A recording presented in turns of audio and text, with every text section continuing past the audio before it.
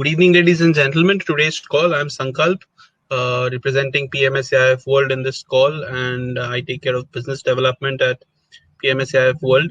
So, just a little bit background of us, of what we do.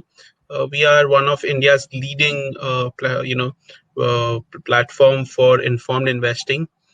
We try to democratize the space that has ordinarily been left best to the purview of ambiguity and non-clarity of information. We try to change that, and bit by bit, I think we are successful in our endeavors.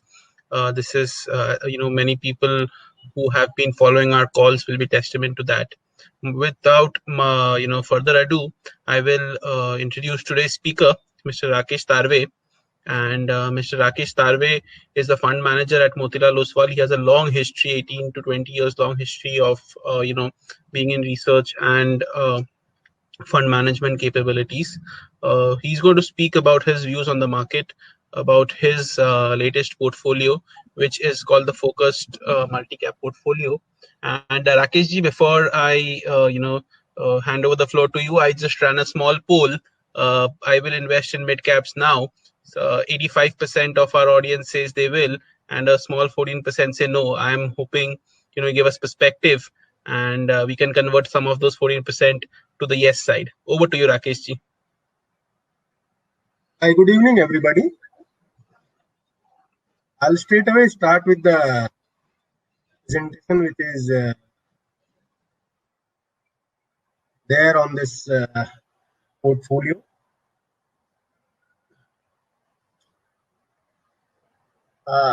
It's a focused mid-cap strategy is the name of the strategy. Key features are it's a open-ended PMS, mid-cap oriented portfolio. Primarily, investment universe is stock number 101 to stock number 400 as per market capitalization. Focused portfolio of 15-20 stocks, and benchmark is Nifty Mid Small 400 TRI index. It has no fixed fees, pay when we perform. Management fees nil. Other charges is also nil. Means there is no no debit. It's a zero charge. Hurdle rate is 6%. So if you get a 6% per annum return, you have to pay 20% profits over the hurdle rate. So if you get a 1% extra, 20% of 1%, 2% extra, 20% of 2%. Exit load is 2% within 12 months of investment. That's the structure of the fund. Now let's go to what is the basically our philosophy. What are we trying to say? If you look at last say 2.5 years, starting January of 2018, when markets on the mid and small cap side made a peak. From that point in time till now, actually, if you look at data say till July 2020, after that data had changed a bit, not much. Nifty 50 is like that's the top line in this slide. If you look at the top picture, the line of Nifty 50 is 109. So basically, that has given that kind of return. And here, 100 rupee has become 109 in Nifty 50. On the other hand, Nifty mid cap 100 rupee has become 79. Nifty small cap has become 100 rupee has become 61. So what it tells you is that market became very, very top heavy over last 2.5 years. There are various reasons for what has happened. If you remember clearly, 2018 January, when the peak was made, 2017 was a very basically big year for all small caps. The rally started sometime in 2014 itself and culminated at the end of 2017. There were many companies during that period actually which multiplied 10-15x. So market had become basically heavier on the small cap side. So that situation corrects this way. Reasons can be very, very different every time. So in 2018, the reasons were it started with SEBI coming out with a new circular saying that mutual funds will be basically classified as per market caps. So that started the selling in June of 2018. Before that, actually, because June was the due date, so selling started before that. Then we had a series of events in 2018. If you remember, basically two AAA guys went bust in a matter of 3-4 months, ILFS and followed by DHFL. Then India Bulls also happened, Yes Bank happened in 2019. So all this led to a lot of what you call crisis of confidence within investors. And when that crisis of confidence is there, that kind of crisis of confidence is there, uh, it basically leads to seeking of safety. So there is no better safety in equities rather than to go in basically larger companies which are around for a longer time. People feel safe over there. So that's what you are seeing in these charts. Small caps, mid caps sold off, and large caps actually gave a positive return. So, but this is what I call the classic reversion to mean. If you look at Nifty small, the bottom part of that chart, Nifty small cap 100 divided by Nifty, it's a simple ratio. January 2014 onwards till date, July 2020. Now that ratio has now moved to around 0.6 now after a rally starting from July 2020, basically last 2-3 months. July 2020 it was 0.5. So if you look at that chart, it's a simple ratio. It has no valuation, just a simple index ratio. And the 0.9 was the peak January of 2018, and that has now come to 0.5. I'm again reiterating over here. It has no valuations, only price, only index, and it also tells you that there is a possibility of now this getting reversed on the other side. So this is one thing which I wanted to make clear, that Nifty 50 has outperformed mid and small cap indices by 30%, and the market has become very, very top heavy. That's one data point one should keep in mind. Why should we? It is the same thing. Historically, mid and small cap indices have massively outperformed the Nifty 50. Whenever basically these things reverse, if you look at, as I told you, I was talking about the rally which started in sometime in 2014 beginning, that culminated in 2018 January. During that time, it outperformed basically Nifty by a margin of almost 1:2. So that's how the data has been in the past. Even during previous cycles, 2009 till basically 2019, 2009 was the global financial crisis bottom. Starting from 2010 onwards, it had the similar rally till 2013. Then 2013-14 was a cool-off period for small caps, and again for 2-3 years it had a similar rally. So mid caps and small caps work in bursts when the economy either is bottoming out or is doing well. These are two things which are required for mid and small cap companies to do well, because they have higher leverage, lesser revenues. So if your economy is doing well, they will do well, or either the economy is bottoming out. So we are not right now, economy is not doing too well, but we are in a process of bottoming out for last 1.5-2 years on the economic side. uh, COVID obviously has created different kind of problems, but whatever data points we are seeing, uh, activity level is now coming back to where it was pre-COVID. So we are in a process of bottoming out, and this is a right time for these kind of companies to do well, as evidenced by the history. Another data point to look here. This data is since 2005. These two data sets, Nifty Mid Cap 100 and Nifty Small Cap 100.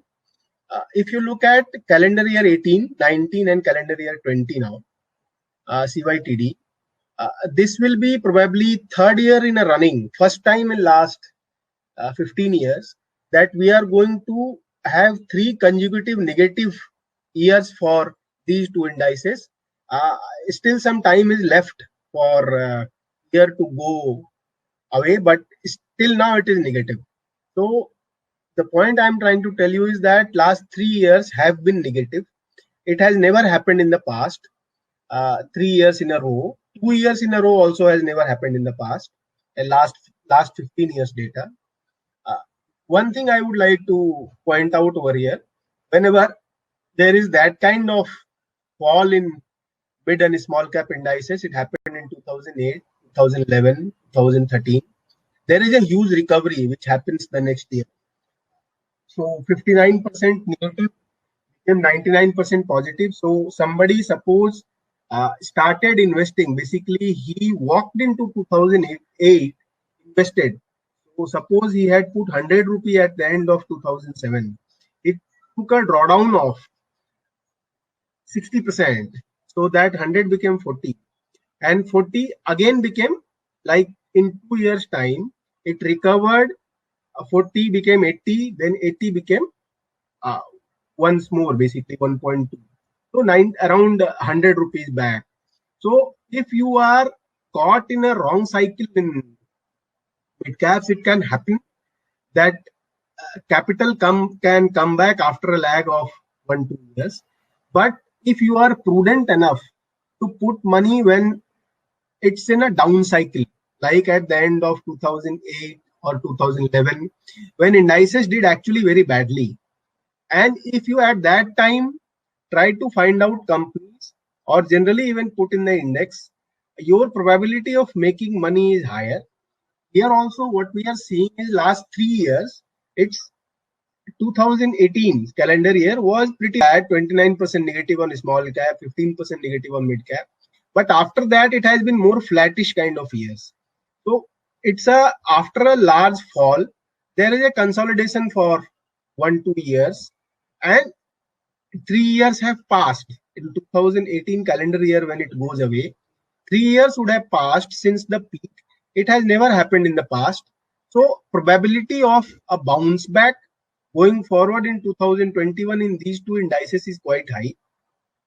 So that's another point in favor of. It is the same. It is explaining the same thing about how is the setup at this point in time in mid and small cap indices and mid and small cap markets also. It is the same thing. Mid caps, I told you earlier. Mid caps start doing well when economy is in the process of bottoming out. So if you are looking at that GDP growth rate FY 2020, it has made a low. That those are the yellow bars. And Nifty mid cap 100 growth also is negative. So this is a perfect setup for something to get to start bottoming out. So please keep in mind, equities investment is like what you call unless you are counterintuitive in this small and mid cap, it's difficult to make money. When things become too bad, when the newspaper headlines are very, very bad, that everything is going bad, COVID has happened, no growth. What happened in last 6 months is the perfect example of a counterintuitive. Means 23rd March when the lockdown happened, everything was so negative. And what we are seeing today, Sensex is total market cap of basically BSE has already crossed the all-time highs. Sensex is at 40,000. Mid and small cap indices basically from the bottom of 23rd March have recovered by 50%. Small cap index, even the mid cap has recovered. What it tells you is that when it becomes too dark, that is the point of maximum financial opportunity. So if you take a 2 3 years view, this kind of setup, when we are saying that everything will be negative, companies are not making money, it will be, we don't know when this thing becomes normal, how will things look. So even after this rally, you can find out companies where things are actually basically looking up. So one has to be very, very cautious of this point, that money in this, basically these two segments, are not made when everything looks rosy on paper. By putting money at a time when everything looks rosy on paper, most of the money will be made in these two segments of the market, at least when things don't look rosy at all. Means when you are looking at newspapers, TV, commentary, or anything, means general data points, when things are not looking rosy, your probability of making money by putting money at that point in time is the highest. But generally, what investors do, we had a highest amount of inquiry at the end of 2017, because markets had rallied. These indices were at an all-time high. Earnings were very good for 2 years in those companies, and markets also responded with the prices. So at that time, had somebody put money, he would have lost even now 30% after 3 years. But had somebody put money after that fall in 2018, when everything was looking very bad, he is still in a much better position sitting today, after that fall of 20-30%, which happened in a matter of 2-3 months in 2018. So it's back to the same thing. Please please be cognizant of the fact that when things don't look rosy, equities generally price discounts a lot. So that is a time to take bets in these things. If I am saying this, even after a recovery of 40-50% from the bottom, we are still 30% away from the top. So we have still not made that 2018 beginning highs. So there is in this, one more thing is important. If you choose companies carefully, what you will realize that from 2018 till 2021, many of these companies would have grown, but the prices are lower. So that gives you an opportunity in valuations also. So that's basically general talk on how can one time his investments, at least in these two small and mid caps part of the equity markets. One more thing, this is a very compelling slide. Returns, what it tells you is returns range of top 500 companies by market cap as on 31st March 2020. And I have deliberately taken that date of 31st March 2020 because if you remember, 23rd March, we hit that bottom post the COVID lockdown. So it is neither a high nor a top nor a bottom. After 23rd March, there was a recovery of 5-10%. So I have deliberately taken that data, even after that kind of fall which happened suddenly, how the data looks if somebody had put money, say top 500 companies. If you look at 900% returns, means basically if you are returns range of top 500 companies, our universe is mostly here, 101 to 250, 251 to 500. So more than 900% return is 10x, more than 10x is 8 companies and 8 companies here. In these two, top 100, there is one company. I'll draw a line at 2x to 3x. 2x means 15% compounding. If you had put money in 101 to 250 and 251 to 500, 15% compounding, 15% compounding. The probability of that is 251 to 500 is 250 companies. So if you look at the probability, it's 32 plus 21 is like 43. Then another 13 is 56 plus 8, 64. 64 out of 250 companies gave you minimum 15% return. There is a higher returns also, but minimum 15% return is like 64 out of 250 companies. That's a probability of roughly 25%. So what I'm trying to tell you is that your probability of making and you look here, that probability here also is good, but if you combine these two, this probability will not beat it. So the point is, try to be and on the top end, the probability is definitely very, very high, when basically if I draw the line at 3x. So if you are at a basically in a good company, if you are trying to do a better job in terms of identifying companies which will remain in business for 10-15 years, your probability of making a higher than market returns by being in this segment is high. But always keep in mind one thing, that don't be uh, greedy when basically things are looking very rosy. Try to be greedy when things are looking very despondent.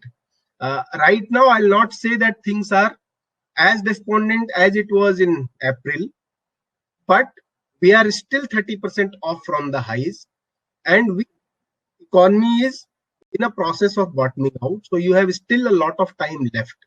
So this is a point which I'll again re-emphasize.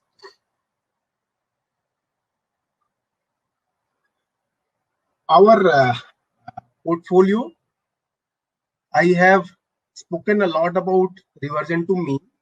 So one basic theme which runs through most of basically many of the large weights in the portfolio: invest in companies where valuations have corrected in last 2 years while they have retained their earnings profile. I told you, you can find companies between 2018 and 21 where earnings have grown, but market caps have fallen by uh, basically a lot higher than what earnings have grown. So that gives you a edge on valuations. Whenever cycle recovers, generally we have seen that the valuations go back to the previous top if the company retains its quality or basically long-term nature. If a company is survivor, it's old, balance sheet is good, if the company has retained its business model, what we have seen that when cycles recover, the past valuations are generally surpassed. So if you have put that basic filter of, okay, I am going to put money in companies where the business model is sound, it will remain sound for another 5-10 years, and profits have grown but valuations have fallen, your probability of making money is higher. That's what I call reversion to mean. Identifying winners, identifying winner category stocks and multi-baggers across the broader markets. What it means is, try to put some focus on which are the sectors which can do well in a situation like what happened after the pandemic. There is all this talk about China plus one. So all the companies which are related to manufacturing or where there is an import substitution, all these companies did well. Another sector which did very well was pharma, because people are going to be pharma and healthcare both.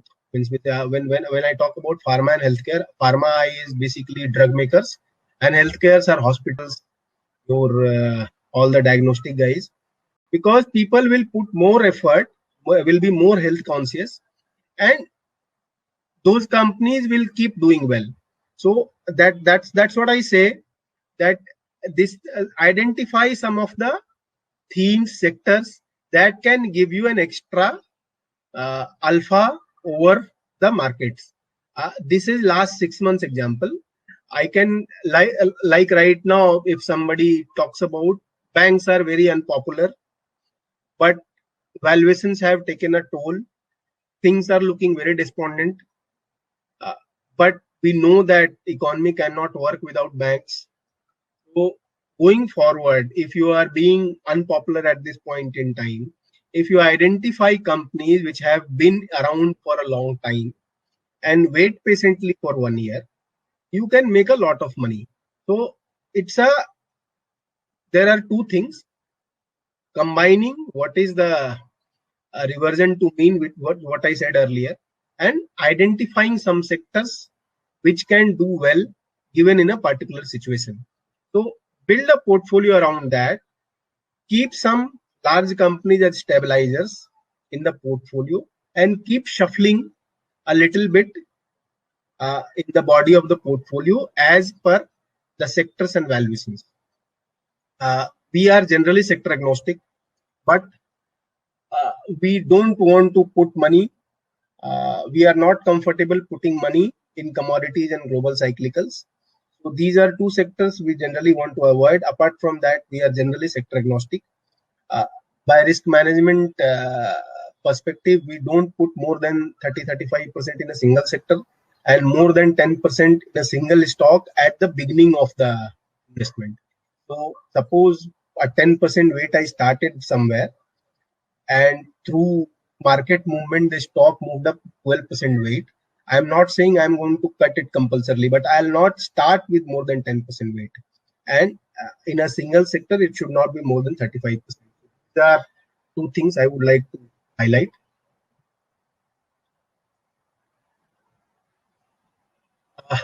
What I mean by discipline over discretion is generally any manager or even an individual investor gets swayed by market prices. It's a very normal thing. But if you want to basically over a longer term maintain a track record of basically less volatile returns, try to bring discipline in a manner like your conviction in a stock is not driven by stock price. It's driven by sorry, how is the business doing. So I'll give you an example. Suppose I start an investment, I initiate an investment in a company. At that point in time, try to write 2-3 things on a piece of paper and keep it stored that, okay, this is a company A where I wanted to put money, where I put money, say in January of 2020. At that time, I had thought that 2023, 2021, 2022 financial year will be having this kind of profits. And when these profits come, I have also put a number on valuation that, okay, when these profits come, I'll get a, suppose I am telling you 100 rupee profit in FY21, 10 times multiplied is 1000 rupees. FY22, that 100 becomes 120, the multiple remains say 10 only. So 1200 rupees. So when you are writing it in a piece of paper and storing it somewhere in a soft format or hard format, wherever, when the prices move, you don't get swayed away. You know that, okay, this is what I had written. So there can be two things. There can be two things which can happen. You put money in January. Today it's say October. January to October, you started putting money at 800 rupees, thinking that FY22 the price should be 1200 rupees. But what you see is that October itself, in less than 8 months, you are getting a price of 1100 rupees. So since you have kept it in basically records, you know that what you had thought at that time. So you will be more prudent with regard to that stock. The another way it can play out is 800 rupees you put money, you researched your company. 2021 financial year, which is like 3-4 months away now from the closure, you will get your final numbers in 6 months from most of the companies. I had put a profit of 100 rupees. Profits have come good. Profits have actually 100 rupee.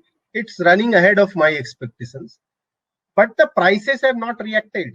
800 rupee has remained 800 rupees today. So my profit projections are better than what I was estimating at the time of inception. But market prices have not moved. So what you can do, that there are places where prices have moved earlier than what we had expected, and there are places where profits have moved earlier than expected. So you can switch some of the positions from the former to the later. So this is what I call a discipline.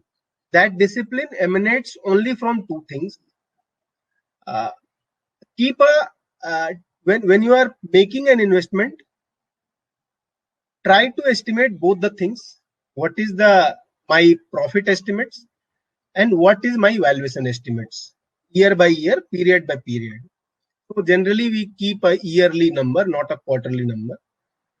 It is tracked quarterly, but numbers are maintained on a yearly basis on the projection side.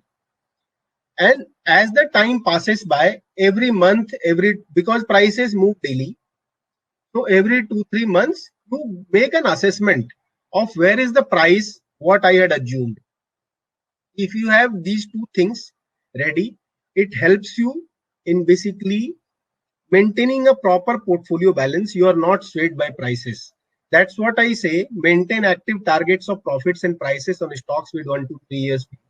Mismatch of price and timelines would lead to action on portfolio on both sides, selling and buying. Regular trimming of positions if price targets run ahead of timelines. Regular addition in positions if profits are in line ahead of times and stock prices not responding.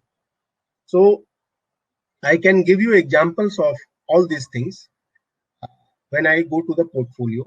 So this is a critical thing which we would like to maintain in this kind of portfolio. Try to be little active by maintaining some discipline. Don't get swayed by prices. That's a central message over there.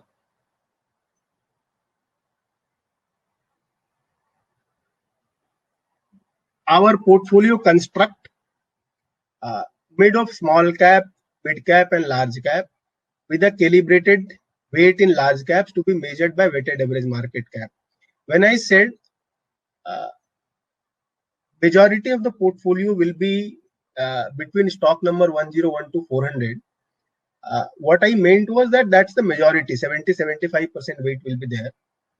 Rest of the weight will be distributed either above 101 or below 400, depending on the manager's conviction level. When you are talking about below 400, above 101, basically we would like to maintain some large cap positions. The reason is simple. What we have seen in 2018, 2013, 2009, there are many times it happened. These kind of market crisis, not the stock crisis, market crisis, which is led by general perception about equity risk being very high. So that time there is no savior. Means if you are 100% in mid cap, small caps, you will be rogered. But if you keep and that thing is never known in advance. So one cannot say that, okay, I knew in February of 2020, 1st February, that 23rd March 2020, we shall be hitting a 30-40% down in a matter of 3 weeks in almost all stocks. So that was not known on February 1. So it's always prudent in any kind of portfolio to have some stabilizers. Those stabilizers should be larger companies, those who have track record. They generally tend to fall less. Even if they fall, they recover faster. So that's how the trend has been. So we would like to keep some positions in those companies in a primarily mid and small cap focused portfolio. That's one. Below 400, basically very small company, we shall be putting money only when we are usually convinced about those companies. As I said, 70-75% of the portfolio will be 101 to 400, but we shall have discretion on both sides. Majority of the discretion in terms of majority of that leeway will be utilized above 101. Some of the leeway will be utilized below 400, depending on what is the conviction level on the individual companies. So that the below 400 is what I call tail investing. Sometimes these tails give you massive returns if your pick is right. If you put money in 3-4 companies, even if one of them succeeds in that market cap bracket, it can change the contours of the portfolio of any portfolio. Not about this. Any portfolio which is run has some tail of 3-4 stocks, putting 1%, 1.5% weight. If they turn out to be huge winners, it can turn out to be a game changer for the entire portfolio. That's how that's what I call tail investing. So we have body of the portfolio will be in that 101 to 400, but we shall be using discretion on both sides. More discretion will be on the below 400. Above, basically 101 is a large cap stabilizer position which we shall. The other thing is maintaining positions in this. This is despite whether we are at below 400 or wherever it is. Try to maintain positions in companies with relatively less and low leverage, and growth outlook at the portfolio level should be at around 20% plus, with portfolio level ROE of 15% plus. So unleveraged ROE of 15% plus with a 20% kind of growth outlook. I know finding a 20% growth company in India these days is very difficult because corporate earning growth as a whole has been largely absent starting 2000, basically 7, 8, 9 onwards. So it has been a pretty difficult times for last at least 10 years. So finding growth over there is difficult. So the number of companies the universe becomes smaller. That's how the corporate profit performance has been. But still try to find out companies which can grow at a basically little higher growth rates. What we have seen in markets at those companies, since they have become less in number, valuation in those companies where the growth is there, since scarcity of growth is there, valuations become very, very accentuated.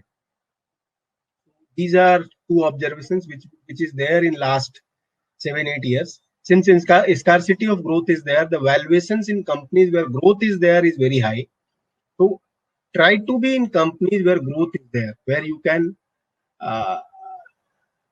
foresee some kind of growth that will give you better alpha.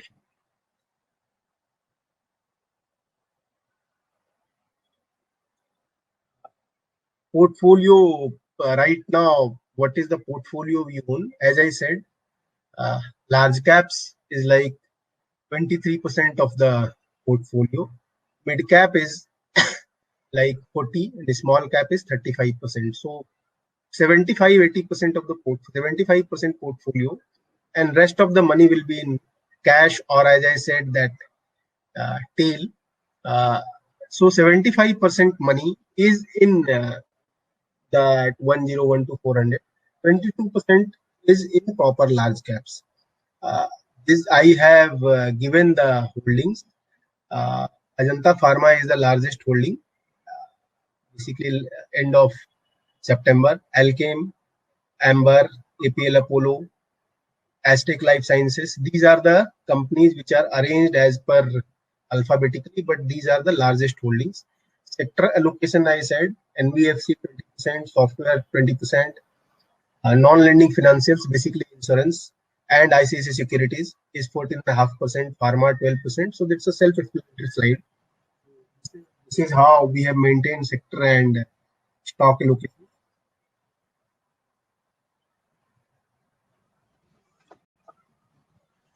Our performance during basically this is returns as on 8th of October 2020.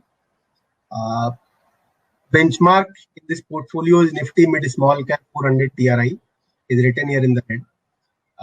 Since inception, 24 December 2019, 26% returns are there in this portfolio, absolute return. 6% is the benchmark. FYTD is around, the FYTD means starting 1st of April, 58, whatever, 59%. 49% in the index, 9%. Calendar year till date starting from January 1 is 26, 4%, 21.5%, and trailing 3 months is 20%, 14.5%, 5.75%. This is the performance slide. I'll keep the presentation over here and will be happy to answer any questions you have. Sure, Rakesh ji. Thank you so much for that insightful presentation. I've actually quite, observed quite a lot of things from the, presentation that you gave. And what we will do is we'll take a few questions. So the first question, Rakesh ji, that I have for you is, this is a new Motilal Oswal we see. So, we have all heard of Ramdev ji's philosophy of QGLP. So here we have a fund from Motilal Oswal that is a focused, which I think is quite new. We have had Motilal Oswal strategies with 2025 stocks as standard, and that is what we have known to happen. So this is a more focused portfolio, a portfolio that says we want to buy, growth at the right price. We don't want to overpay. So what is this entire new philosophy or new thought at Motilal Oswal that is making portfolios? Even when we see your portfolio, these are names that are not typically very known, or not typically the common darlings of the stock market. So the question to you is, how do you see this new philosophy helping investors, or not new philosophy, a tweak in the existing philosophy helping investors, and how is it going to evolve, and how is it going to take advantage of a peculiar situation we have in the economy and the stock markets right now? First of all, there is no change in philosophy. I put that slide once again. Just a minute.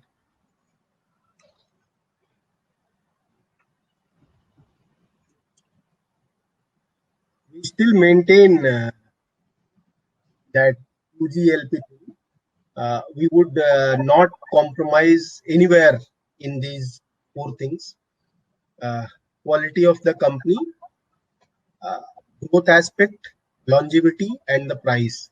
Unless these four things are matched, it's very, very difficult to make money in equity market. So that philosophy is as it is.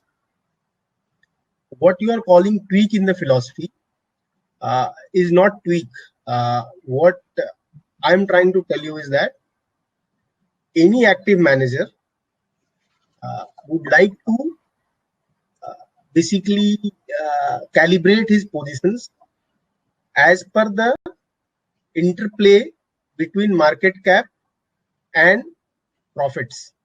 So unless you have that discipline, it becomes very, very difficult to calibrate any actively managed portfolio.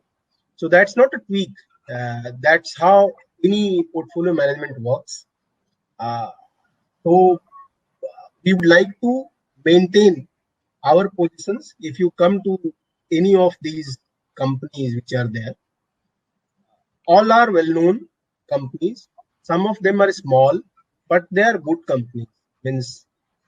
So some of these companies are small. As I said, the purpose of the portfolio is to be in companies in 101 to 400 where you can have a higher alpha and can grow better than the market. So some of the companies like Birlasoft or APL Apollo, even Amber, these companies have a potential of growth which is higher than the markets. So you have to find out those things, but try to be prudent in terms of allocation also, and also when the prices move up, try to be prudent in calibrating that thing as per the profit. That is the only thing which I am saying, and that gives a better what you call outcomes when you have a actively managed public portfolio. Right. So there's another thing that I, when you just pull this slide up that I noticed, throughout this call and in earlier calls also, we have always been, Indian markets have been accused of being expensive. Typically, businesses that are in the consumer sector, banking sector, have always been accused of being expensive. So I see, consumer staples and discretionary together make close to 15% of your portfolio. So, as I know, you have a few consumer names, popular consumer names like Tata Consumers or so. So, what is it that you see there? Because these could be slightly more expensive, and if you can just elaborate with an example like Tata Consumer and what is the play there that is going to come, and the rationale of them being in the portfolio to the advantage of our investors, please. Tata Consumer is a large company, means it has established business. It took another established business in the form of Tata Salt from Tata Chemicals. That's how Tata Consumer Products today's avatar came into being. Apart from that, they also have a what you call Tata Sampann brand, which is well known. Means it's in the pulses category. They are trying to expand that Tata Sampann. It's like a platform where they have a brand. They would like to increase distribution and put more products inside that platform. It's a foods company. Uh, when we bought at 300 odd rupees, at time the valuations were not this high. Still, we believe that as I said, I bought at a price of 300 odd rupees. We trimmed some positions at like 450 or 480, something of that sort. The prices moved till 570 rupees. And right now, again at 480 rupees. So valuations right now, I'll not say it's as inexpensive as it was, as reasonable as it was in 360 rupees. But Tata being Tata, they are trying to experiment with the foods company. These kind of things which we are seeing today in pandemic, people would like to be more cautious about what they put in their kitchen. So those things will have a tailwind on some of these companies. That's the basic essence of putting money over there. Right. So, I'll at this point, because I'm going to take a few more stock specific question, if that's okay. So I will want to, tell our viewers that no stock discussed in anywhere is to be constituted as an advice or a recommendation. That, we will just discuss them in the spirit of knowledge and understanding the portfolio better. So another stock that I see is also in your top holdings is ICICI Securities. So, there has been a lot of activity from SEBI in terms of how they want retail investors or even HNI investors to be guided and to be, handholded in the market. So it is increasingly becoming a more regulatory driven industry, as well as yields have been coming down, brokerage yields or whatever commission yields have been coming down. Also, we have seen that their the stock price has also kind of been very buoyant. So what is the play there? What are you trying to what is the thesis, and going ahead, what are we going to see in terms of traction from a business like ICICI Securities? ICICI Securities, what you are talking about, more regulatory oversight on these companies and trying to protect retail customers is true. It's a part and parcel of these kind of regulations will keep on happening in the broking, AMC, financial savings. So companies which are there for long time, they will navigate these things better. So navigating these things, the probability of navigating these things better is always higher by guys like ICICI Securities, which have been around for a long time. But the basic thesis of investing in this company or this sort of companies is not about short-term regulatory changes or regulatory oversight, increasing regulatory oversight, what is going to happen because of that. The basic thesis is India has almost very little financial savings apart from bank deposits. So as markets become, in fact, I'll say India has very little total financial savings. People look at the overall data that financial savings is increasing every year. The growth rate over there is higher than your per capita income by a margin of 3x. So these companies, they are conduits to channel that investment, that basically financial savings, whether it is an FD, whether it's an insurance, whether it's a stockbroking, whether it's a mutual fund. So these platforms will channel those savings and they will earn commissions out of that, uh, whether through broking or through a mutual fund selling or through FD selling or through an insurance selling, it's immaterial. So that's the way one should look at companies like ICICI Securities. It's a platform brand. The other thing which is playing out in favor of these companies is that smaller broking houses, the bad news which came out of some of the smaller broking houses where they basically did some shady things, will put more what you call customer brand in favor of the companies which are more established. They have larger groups backing them. People would like to put their savings with them and not with guys where the brands are unknown or Right. relatively lesser known. So you're saying that with this part of financialization of savings, it is likely that the bigger guys will get bigger. So the likes of ICICI Securities, HDFC Life, HDFC AMC might do better. So, my question, it's a very interesting thing. I was just recollecting your talk just some time ago when you said that a few companies that make the shift from being a mid or a small cap to a large cap, or a small cap going to a mid cap, can entirely change the way the portfolio looks or your returns look. So, from your portfolio, what are you most convinced of? It's a difficult question, but what are you most convinced of will make those transitions and in turn create those huge kind of return potentials? I would not like to point out a stock name over here, but Right. some of the smaller companies, we are convinced even about larger companies like Max Life, which is there.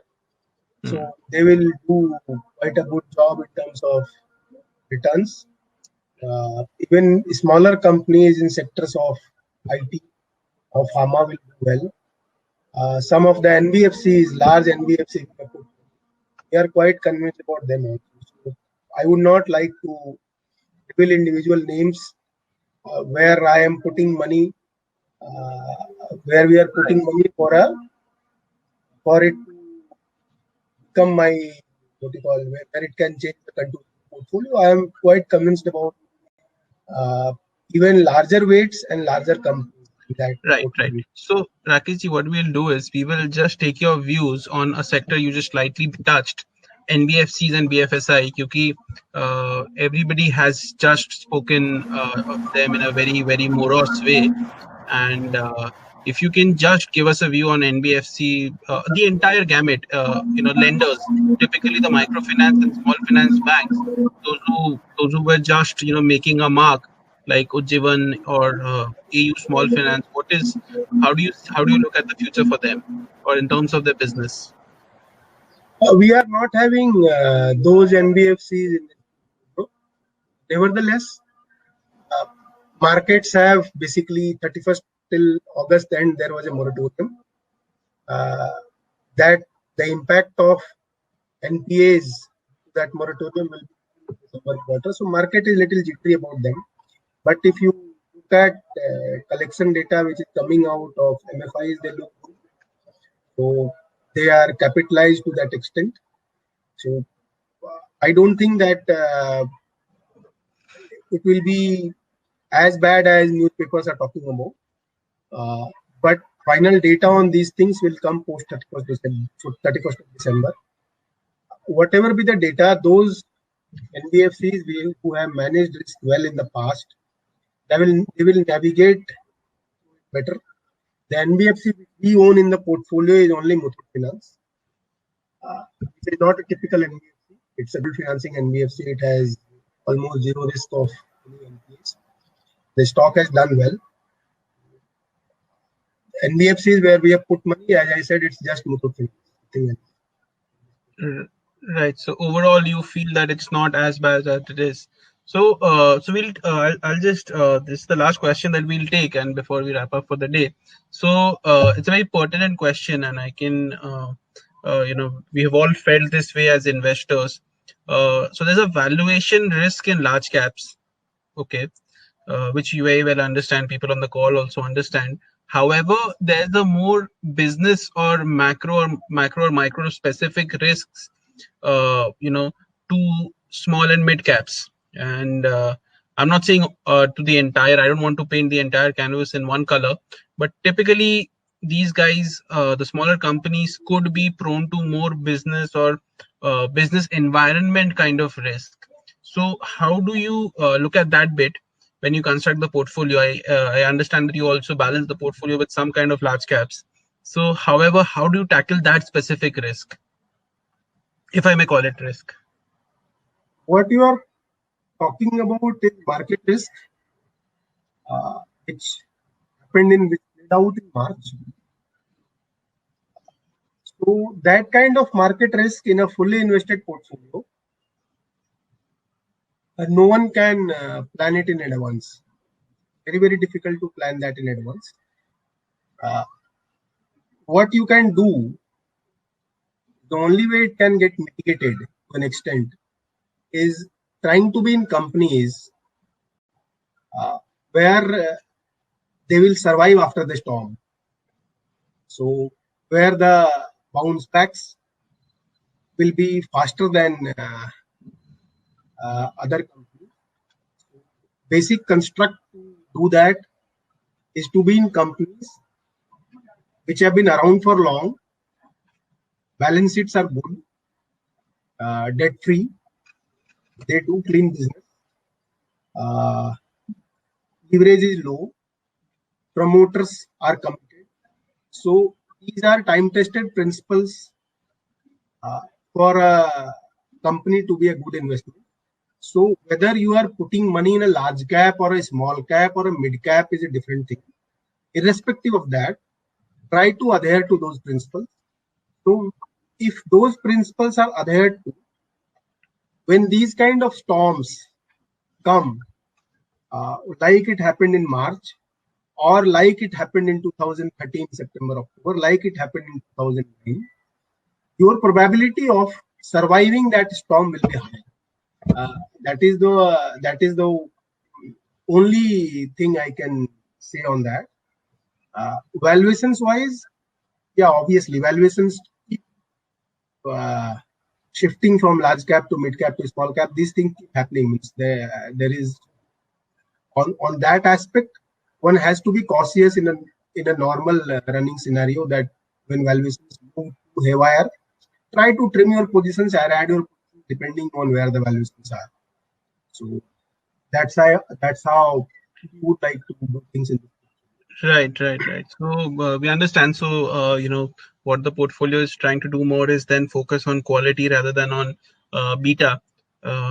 That's quite well taken. Point well taken. So it's been a great call, Mr. Rakesh.